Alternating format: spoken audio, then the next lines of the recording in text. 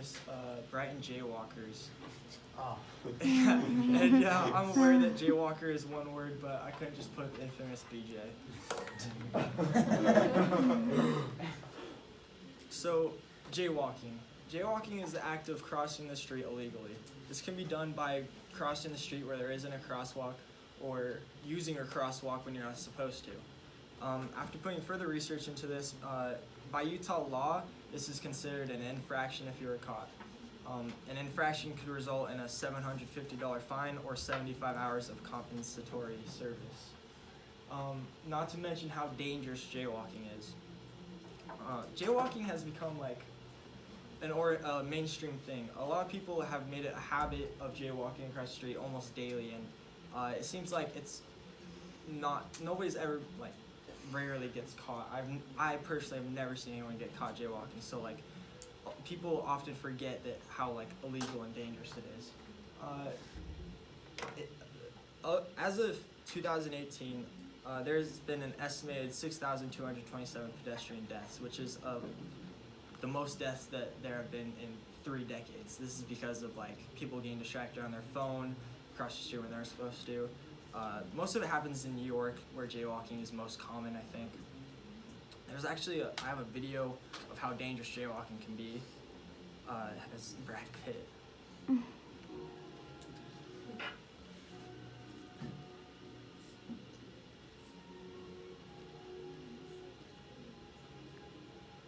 I don't know what movie it's from.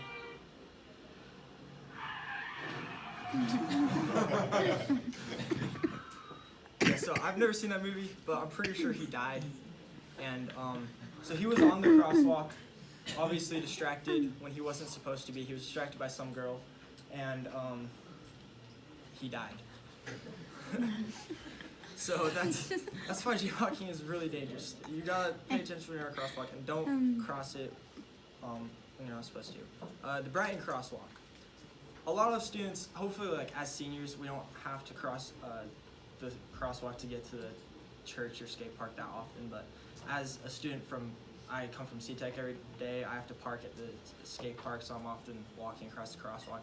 I see tons of students rush to get to their car because, for multiple reasons, they want to get to lunch as fast as they can so that they have as much time to eat lunch as they can because of a short lunch.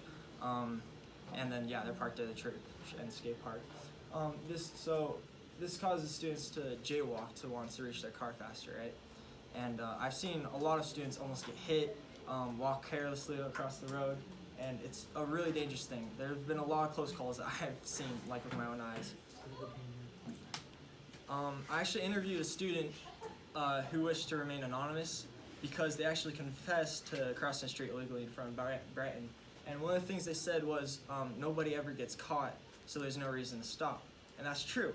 If there's no consequence, then why would you stop? Someone has been hit in front of Brighton, but they were crossing the street legally. That was the driver's fault.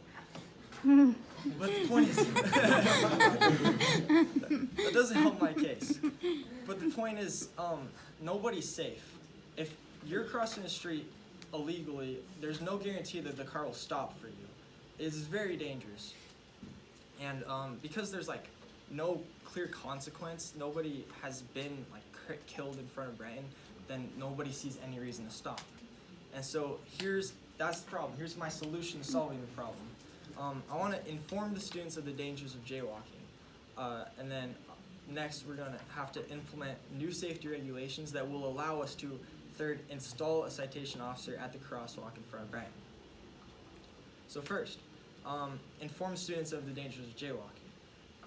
Since a lot of students have forgot how dangerous and illegal it is, we need to use the most effective method of projecting this to the students. So I thought of an assembly. That is a bad idea.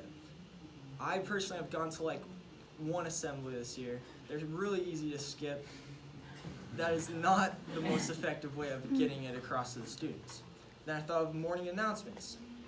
I am not here for morning announcements. I'm sure that not a lot of kids listen to morning announcements. There's a lot of noise going on. It's hard to hear. That is not the most effective method.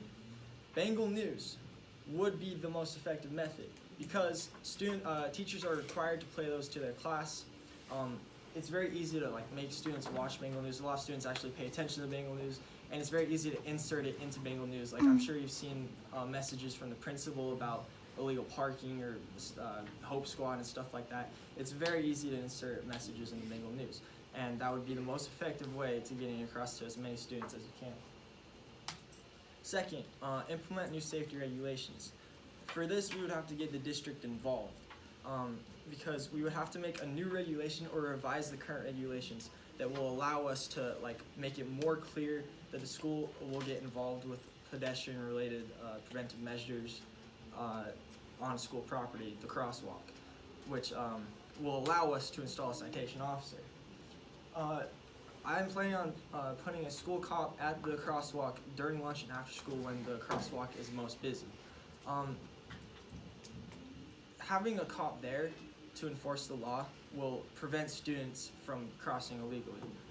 They will be like enforce the law for students that do cross illegally, but the threat of the presence of the cop is almost certain to prevent. I actually had an interview with a former cop, Jude Harris at C-Tech, and she said that she's never given a citation for jaywalking not because like she's seen jaywalking, it's because she's never seen jaywalking, because nobody jaywalked in her presence. Nobody wanted to break the law right in front of the cop. That's just dumb. And so the presence of a citation officer will almost completely prevent jaywalking. It's almost like 100% effective.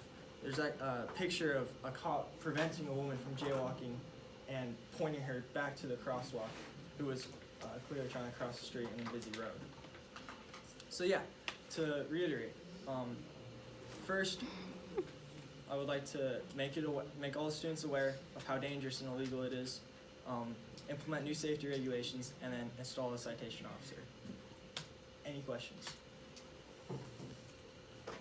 Would the citation money go to Brighton or like the city? It would go to the city because it's the law. It's not like Brighton's law. It's the actual law. Yeah. What fines or penalties would the offenders receive if they're caught in a citation officer? Well, so my plan is to originally get the school cop, and that would use like the actual law, right? So you might get like a warning the first time, and then it'd be an infraction on your record. But if I am unable to get the school cop for those times, then we'll have to use like a TA like Candy, and then that will be similar to the parking pass like infractions. Would it cost more to have someone stationed there, or would it just be like their normal payroll? I think since we're already paying the cop to stay at the school and just putting her in a different place, I wouldn't be needing to use the budget at all. So would this be in the morning, in the afternoon, or like all times? So I said lunch and after school. I'm planning on like the first 10 minutes of lunch and the last 10 minutes when like the crosswalk's being used the most, and maybe like after school for 10 to 15 minutes when people are trying to get to their car. How will they enforce it? Enforce it? Like, because when you're driving, right, they have your license plate, and that's registered to you, but if you don't tell them your name, how can they give you a citation? Well, like I'm not exactly sure how that works because I've never been cited for jaywalking, but like I'm pretty sure a cop would have to get your information to put it on your record and like pull you, like just kind of take you aside or something like that. I'm not a cop. Yeah. You said it was like the school cop or like Candy or something, right? Yeah. Would they get like paid more, because I feel like that's basically babysitting kids, and if it's like in the middle of a blizzard or like raining or something, that would sort of suck. That would suck. I don't think we would have to pay them more since we're already paying them to stay at the school and work for us. But it would suck to be out there. I agree. Cool. Thanks, Ross.